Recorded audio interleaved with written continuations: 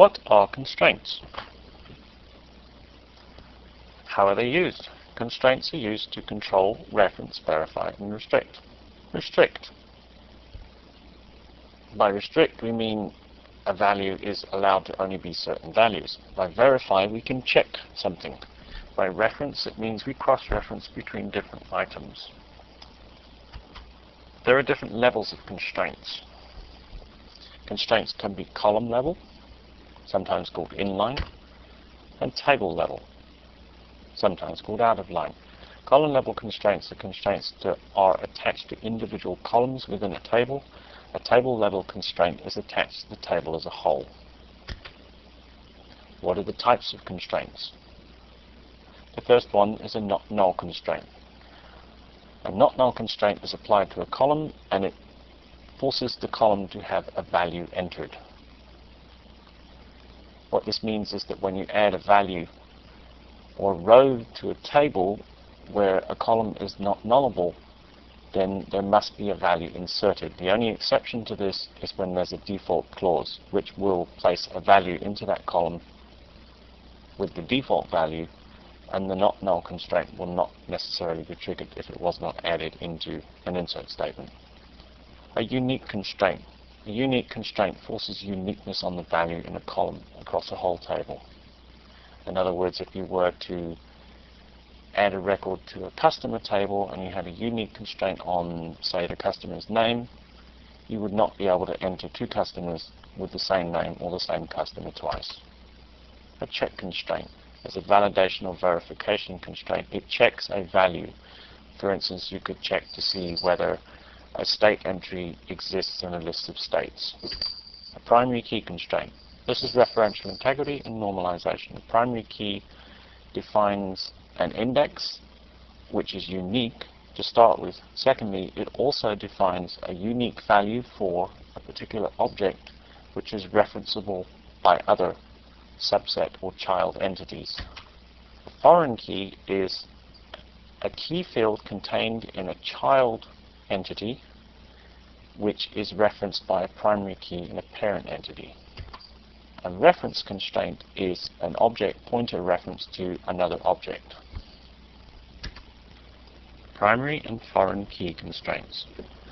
Primary and foreign key constraints are used to validate the referential integrity of a database. What is referential integrity? Referential integrity is the validity or correctness of the relationships between the primary and foreign keys. In other words, if you look at your concert schema here, the category and the show have a one-to-many or zero relationship. What this means is that shows cannot exist without categories, but categories can exist without shows. And there are many shows to every single category. The referential integrity rules will maintain this relationship such that if someone attempts to delete a category which is referenced by a show, it will not be allowed. The same should also apply to update commands. Additionally, an insert on a show record with a category that doesn't exist will not be allowed, although since this is a zero, a one-to-many or zero relationship, it is possible to create a show record without a category ID, since this variable is potentially nullable. In a situation where you have a one-to-many and not zero, this object must exist, and this object must exist on both sides of the relationship for any rows to exist in either. Thus, the referential integrity is applied more strictly between the price and ticket than between the category and show tables.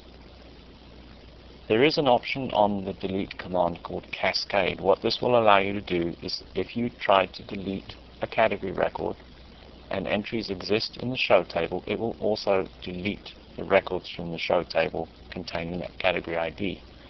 Same applies to child tables of the show table. It's very dangerous using the cascade command on a delete command.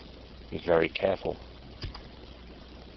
So the primary key is placed in a parent table. Here we can see an example of a division within a company, multiple departments within that division, where there's a foreign key placed in the department table which references the division table.